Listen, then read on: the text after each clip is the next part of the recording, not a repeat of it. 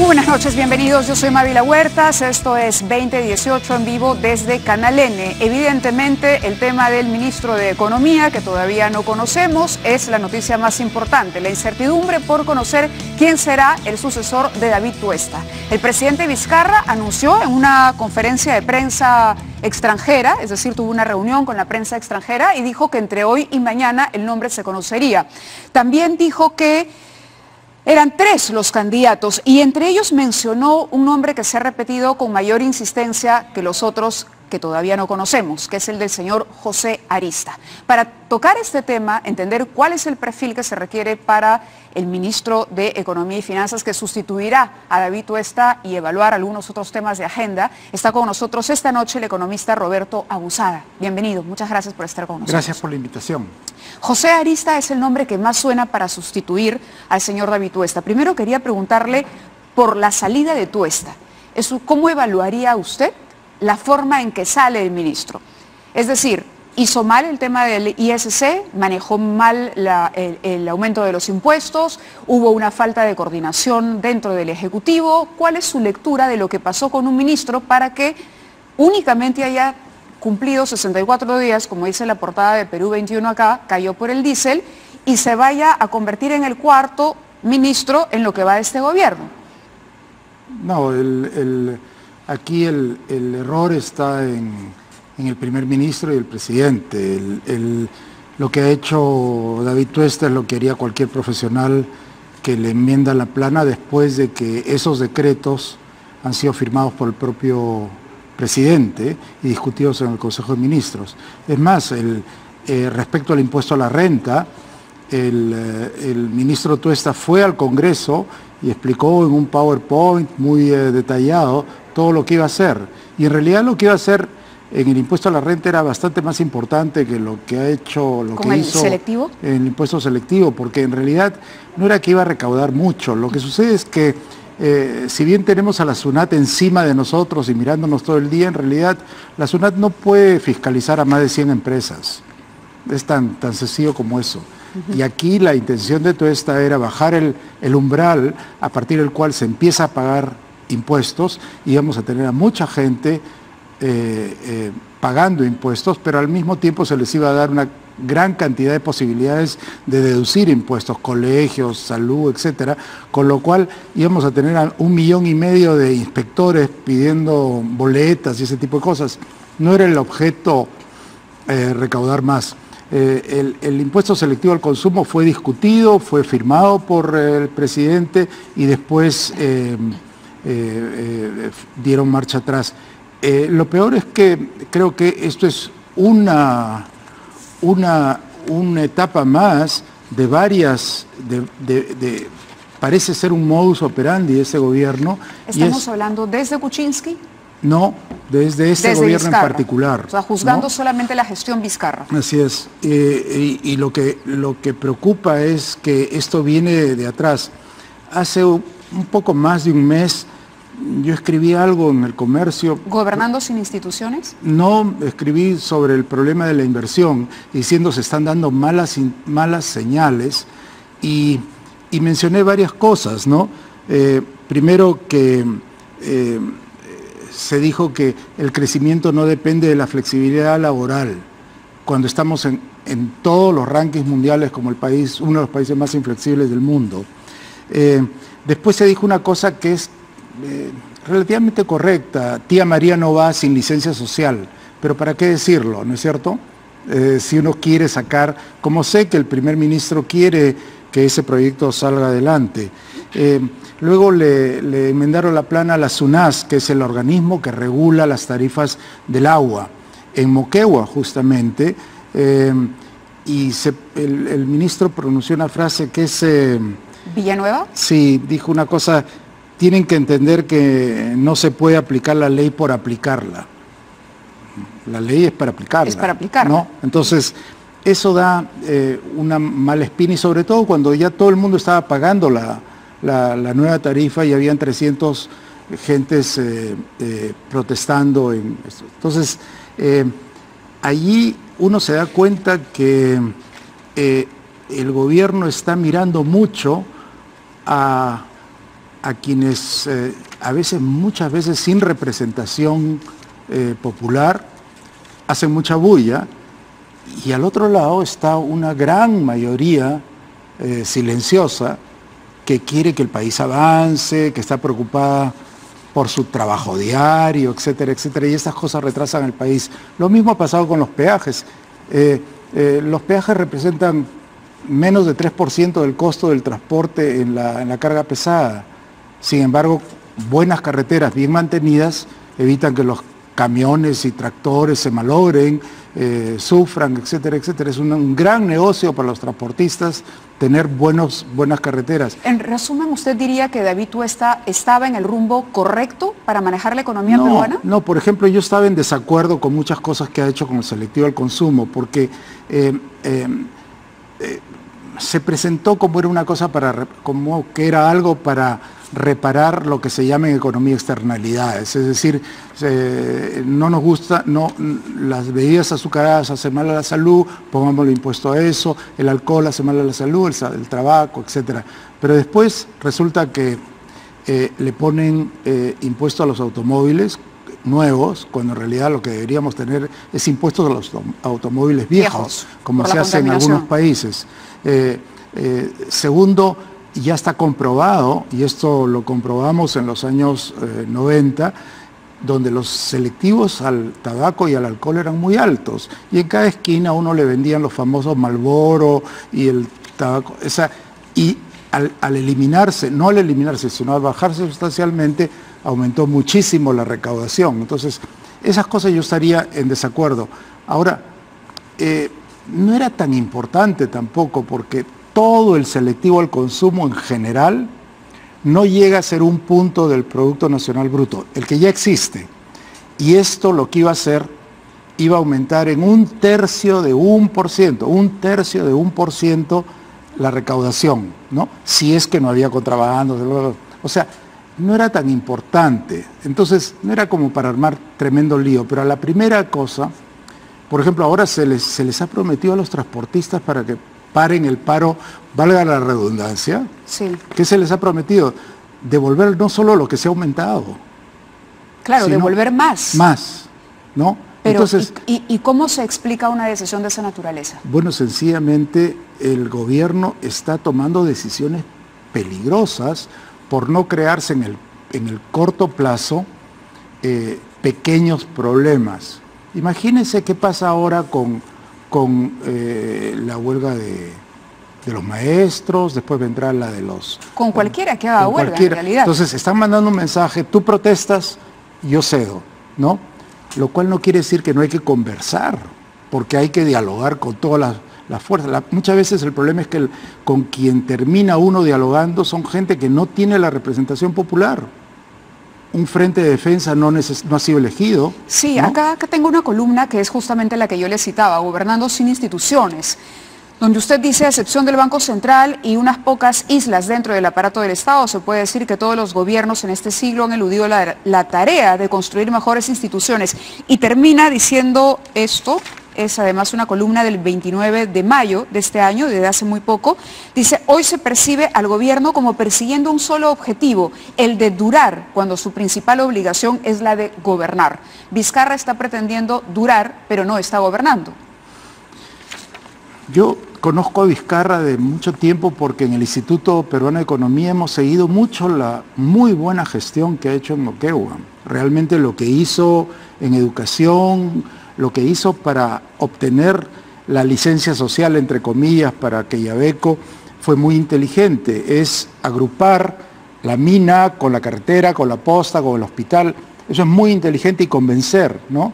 Y yo sigo creyendo que el presidente Vizcarra es un hombre bien intencionado y es una buena persona. Yo creo que tiene a su alrededor mucha gente que sencillamente no quiere olas y está tratando ¿Está de hablando durar. del Premier? Entre ellos, me parece que sí. Que no quiere agitación política. Bueno, yo no puedo meterme en la cabeza del Premier, quizás... Pero es lo que se puede deducir. Se deduce por las cosas estas, porque cada una de estos retrocesos no son gratis, ¿no? porque siembran la semilla del comportamiento de la relación entre el pueblo y el gobernante. El gobernante tiene que tomar medidas duras muchas veces, pero para eso está el liderazgo. Lo que tiene que hacer es salir, explicar, o sea, dar razones. Cuando el presidente dice no vamos a basar la reactivación en más impuestos, esa es una frase sin sentido lógico. Los impuestos... Claro, usted se refiere a una de las cosas que dijo ayer en su alocución, sí, cuando habló precisamente tras conocerse la renuncia del ministro Tuesta. Tenemos ese byte, vamos a escuchar lo que dijo el presidente Vizcarra y luego vamos a mostrarles algunos documentos que son justamente todos estos decretos supremos que elevaron el impuesto selectivo al consumo y que tienen la firma del presidente Vizcarra y del ahora exministro David Tuesta. Escuchemos lo que dijo Vizcarra ayer.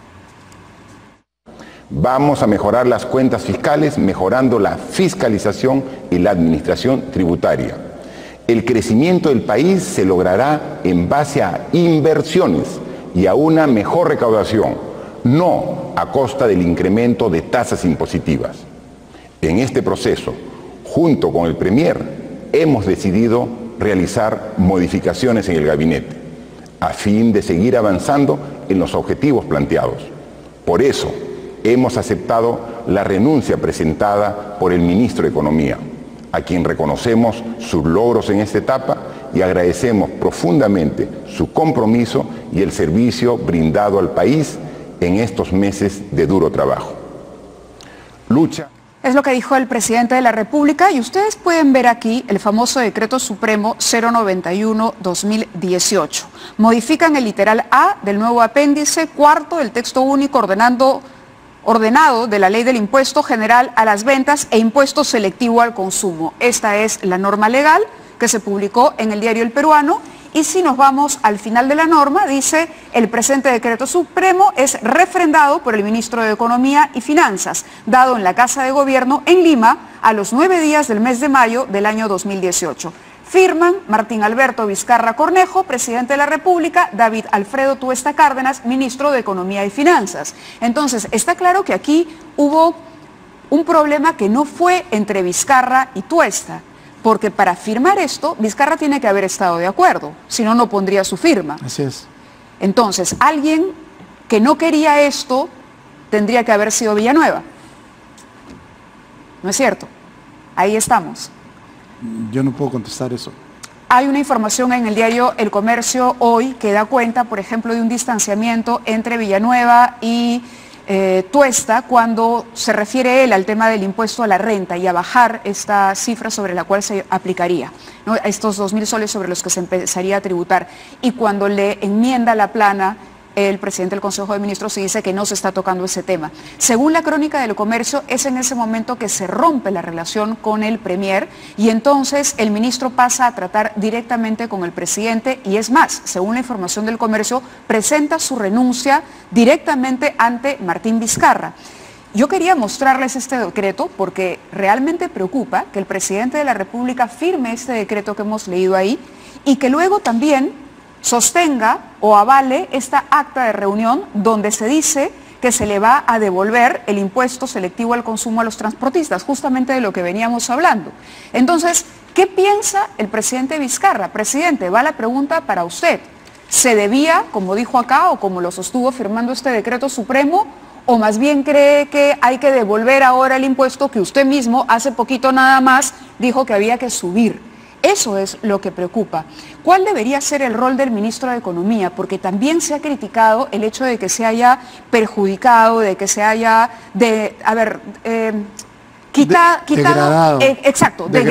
el papel del ministro de Economía, que es un papel que tendría que estar a la par con el presidente del Consejo de Ministros y ser un par de puntales en el gabinete. ¿Usted lo ve así? Siempre el ministro de Economía es el antipático de la película, ¿no?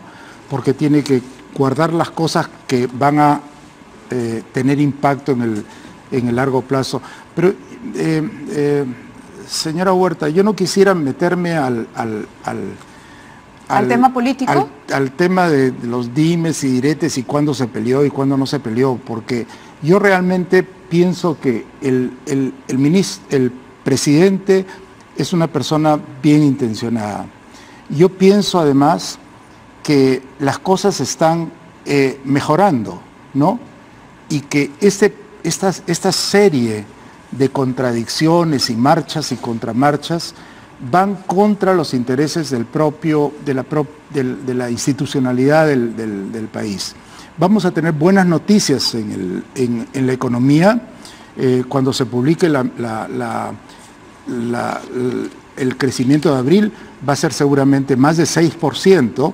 Claro, la gente no está atenta normalmente de cómo se calcula ese 6%, pero va a salir alto porque se está comparando con el año pasado, que fue muy bajo. Pero abril y mayo van a ser buenos, y los indicadores líderes, es decir, estos datos que aparecen antes de que se den los datos oficiales, indican que muy bien podríamos llegar a 4%.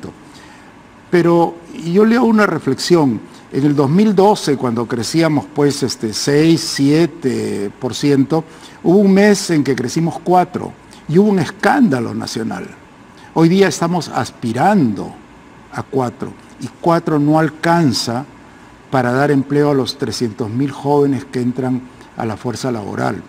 Una cosa muy grave que está pasando ahora y que está pasando dentro del gobierno es este movimiento en el Ministerio de Trabajo, de gente que tiene una agenda personal, que quiere tirarse abajo la ley, la única ley exitosa que ha probado ser exitosa. Tenemos a todos me refiero a la ley de promoción agraria, donde hemos formalizado a gente, ¿no? Tienen derechos, si bien no son como los del régimen general, pero nadie tiene los del régimen general. 72% de los peruanos... se ha anunciado una prórroga, ¿no? Con algunas modificaciones, pero ya se anunció la prórroga. Bueno, pero hay un movimiento activo desde el Ministerio de Trabajo, filtrando documentos y toda cosa, persiguiendo agendas personales. Entonces, el primer ministro tiene que poner orden en su gabinete, ¿no? Entonces, el presidente ha dicho correctamente que quiere crecer en función a la inversión. Pero la inversión está soportada en la confianza, no está soportada El Perú tiene decenas de miles de buenos proyectos rentables para el sector privado, pero para acometerlos se requiere confianza. Entonces, si sabemos hoy día que se ha firmado un contrato de exploración y sencillamente van unos activistas, se infiltran con los pescadores y sencillamente deciden anular un contrato de petróleo que supuestamente está al lado de una refinería que no tiene petróleo para refinar. Está hablando de Tullow. Así es. ¿No? Pero entonces, claro, ese decreto tuvo quizá la mala suerte, no sé si la mala suerte, que pero... fue firmado el día antes del firma. Exacto. Sí. Entonces pero, ya venía estaba bajo sospecha, ¿no? Pero antes de ser firmado tenía meses de haber sido aprobado por todas las instancias gubernamentales. Lo del presidente es un sello que se le pone básicamente. ¿Se puede comparar Kuczynski con Vizcarra y elegir a uno en materia económica? Yo creo que Kuczynski es un hombre muchísimo más preparado en economía, ¿no?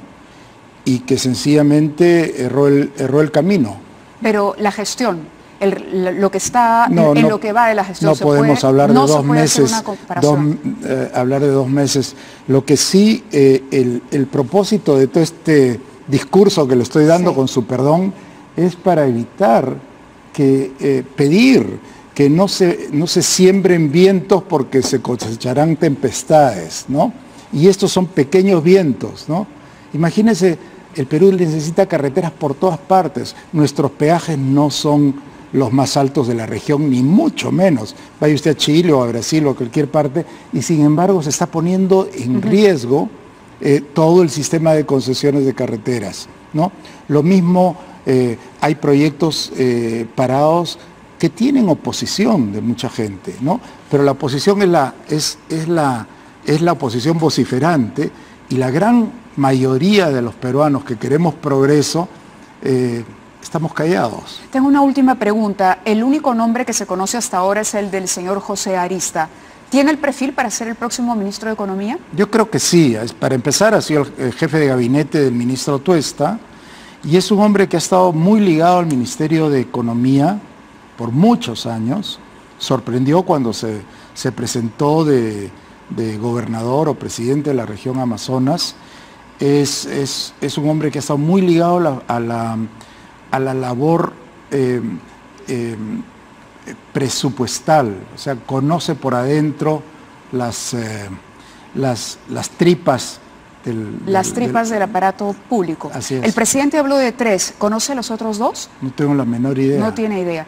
¿Y lo de Arista ha llegado a sus oídos que ya está confirmado? ¿Es lo más probable? Sé lo mismo que usted sabe. Ya, eso quería saber, Sé si sabía lo mismo que yo sabe. o algo más. No. Le agradezco mucho que haya estado acá. Hay temas importantes en la agenda, el tema del gasto público, promoción agraria, usted ya me lo acaba de comentar, el tema, por ejemplo, de los peajes también, la transferencia de fondos para las regiones es otro punto importante, el impuesto selectivo al consumo. ¿Usted lo revisaría después de esto, Sí. como lo ha dicho el presidente? Bueno, ya dijo que lo va a revisar. No, pero le pregunto su No, opinión jamás, como especialista. No, jamás. A ya pesar no. de que estoy en contra, dejaría pasar un par de años para bajar nuevamente el selectivo al licor y a al tabaco y a los automóviles. Pero brevemente, nomás, usted ha mencionado otro problema, el problema de... me olvidé de lo que había mencionado. Gasto público, transferencia de dinero a regiones. Ya. En el tema de la transferencia de dinero a las regiones, el tema de la reconstrucción es un tema en que se puede enredar muy fácil el gobierno. Y la razón es la siguiente. Son expresidentes regionales, tienen su corazoncito en las regiones, pero aquí hay casos en que hay que centralizar. O sea, ellos mismos están poniendo esto como la primera prioridad. No se puede dar sencillamente a un municipio que no tiene la experiencia para que practique a invertir. Esto no es un experimento. Aquí hay gente que está sufriendo por la falta de reconstrucción. Muy bien, le agradezco sus opiniones. Nosotros hacemos una pausa.